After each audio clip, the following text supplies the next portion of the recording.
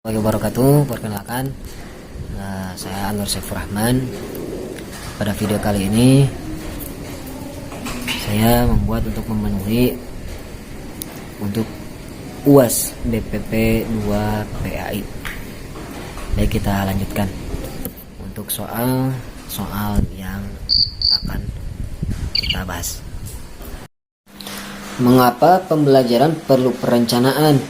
Tentu saja perlu ya. Nah, kenapa perlu perencanaan? Karena sesuatu yang tidak direncanakan itu terkadang tidak tahu arah tujuannya mau kemana, terus apa yang ingin dicapainya. Tentu sangat-sangat penting apa yang disebut dengan perencanaan pembelajaran itu. Bahkan saya baca dari karya Abdul Majid mengemukakan bahwa beberapa manfaat dari perencanaan pembelajaran. Nah, yang pertama itu sebagai petunjuk arah kegiatan dalam mencapai tujuan. Yang kedua, sebagai pola dasar dalam mengatur tugas dan wewenang bagi setiap unsur yang terlibat. Yang ketiganya sebagai pedoman kerja bagi setiap unsur. Yang keempatnya sebagai alat ukur efektif tidaknya suatu pekerjaan. Nah, lalu yang kelima untuk bahan penyusunan data agar terjadi kesinambungan kerja. Itu untuk yang poin A. Lalu yang poin B, apa yang menjadi dasar landasan perencanaan pembelajaran PAI? Nah, yang menjadi landasannya itu yaitu bahwa bagaimana begitu pentingnya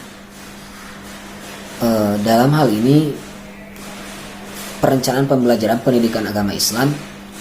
Bagaimana memilih mana materi pembelajaran yang harus didahulukan, penyajiannya secara runtun, logis, dan sistematis. Lalu apabila materi pelajaran yang disajikan tidak serasi dan tidak terorganisasi dengan baik, maka akibatnya bisa terjadi kegagalan dalam menyampaikan uraian materi pembelajaran.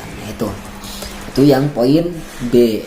Lalu yang poin C, bagaimana cara merencanakan pembelajaran? Nah, cara merencanakannya itu ada beberapa tahap, yaitu yang pertama menetapkan misi dan tujuan, yang kedua diagnosa hambatan dan peluang, yang ketiga menilai kekuatan dan kelemahan dari setiap elemen, baik itu dari guru, murid, fasilitas dan lain-lain.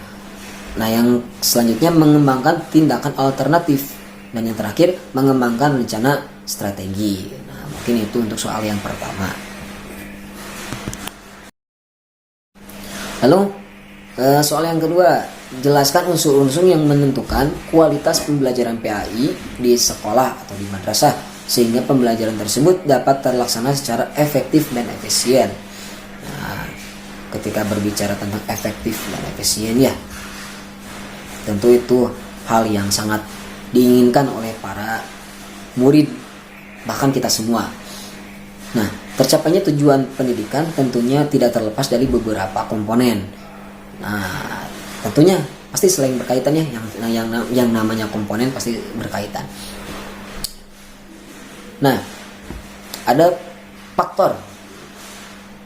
faktor-faktor yang dapat menunjang terhadap pendidikan tersebut. Yang pertama itu kondisi pembelajaran. Nah, yakni dalam hal ini semua faktor yang mempengaruhi metode pembelajaran PAI seperti tujuan dan karakter bidang PAI. Nah, yang keduanya metode pembelajarannya tentu seperti strategi pengorganisasian, strategi penyampaian, strategi pengelolaan pembelajaran. Nah, dan yang ketiga itu hasil dari pembelajaran tersebut yang dapat diklasifikasikan menjadi keefektifan, efisiensi, dan daya tarik. Nah, itu jadi soal yang kedua, mungkin kurang lebihnya seperti itu unsur-unsur. Jadi yang saya bawa itu faktor untuk menentukan kualitas pembelajaran PAI. Nah, mungkin yang soal ketiga. Lalu soal yang ketiga, secara garis besar teori-teori belajar dikelompokkan menjadi 3 paradigma: behaviorisme, kognitivisme, dan konstruktivisme. Pertanyaannya, uraikan secara sistematis tentang pengertian belajar, proses perkembangan, proses pembelajaran, dan implikasi teori terhadap pembelajaran. Berikut kritik terhadap masing-masing paradigma tersebut. Baik, untuk soal yang ketiga, kita awali dengan dari behaviorisme atau behavioristik. Nah, pengertian dari behavioristik yaitu bisa disebut juga teori pembelajaran yang didasarkan pada tingkah laku yang diperoleh dari pengkondisian lingkungan. Nah, itu behaviorisme. Itu tadi pengertiannya. Yang kedua tentang implikasinya. Jadi menurut teori behavioristik, belajar itu perubahan tingkah laku sebagai hasil dari pengalaman. Jadi menjadikan tingkah laku sebagai pengalaman. Nah, jadi perubahannya itu dari pengalamannya. Nah, atau disebut juga belajar merupakan akibat adanya interaksi antara stimulus dan respon. Terus menurut teori behavioristik, seseorang dianggap belajar sesuatu jika dia bisa menunjukkan perubahan perilakunya. Nah, menurut jadi seorang teori behavioristik mah dalam belajar nanti yang penting input yang berupa stimulus dan output yang berupa respon. Nah, mungkin untuk kritik dari teori behaviorisme ini karena pernah dibahas juga antara kelebihan dan kekurangan. Nah, di sini saya akan sedikit bahas tentang kelemahannya ya. Jadi yang pertama, teori behavioristik ini hanya mengakui adanya stimulus dan respon yang dapat diamanati. Nah, terus kurang memberikan ruang gerak yang bebas bagi pembelajar untuk berkreasi, bereksperimen, dan lain-lain. Terus pembelajar berpikir linear, konvergen, tidak kreatif, dan tidak produktif. Mungkin itu kritik untuk teori behavioristik.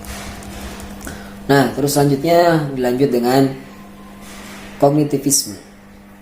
Dari pengertiannya, kognitivisme itu teori yang memiliki perspektif bahwa para peserta didik memproses informasi dan pelajaran melalui upayanya mengorganisir, penyimpan, dan kemudian mengemukakan hubungan antara pengetahuan yang baru dengan pengetahuan yang telah ada. Nah, itu untuk pengertiannya. Adapun implikasinya yaitu menghadapkan anak pada suatu situasi yang membingungkan atau suatu masalah.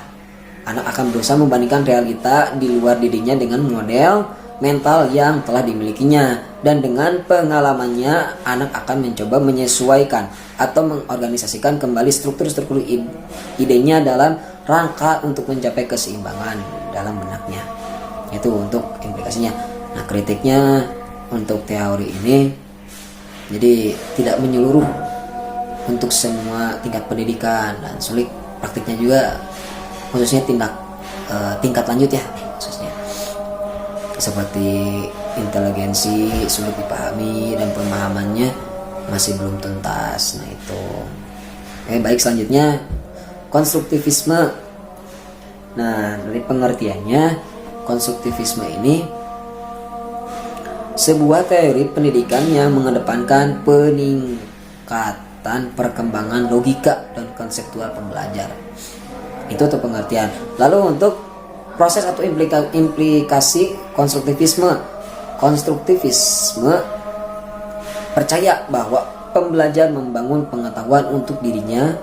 Nah, terus peran seorang pengajar sangat penting dalam teori pembelajaran konstruktivisme. Nah, ketimbang memberikan ceramah, seorang pengajar berfungsi sebagai fasilitator di mana yang membantu pembelajar dengan pemahamannya.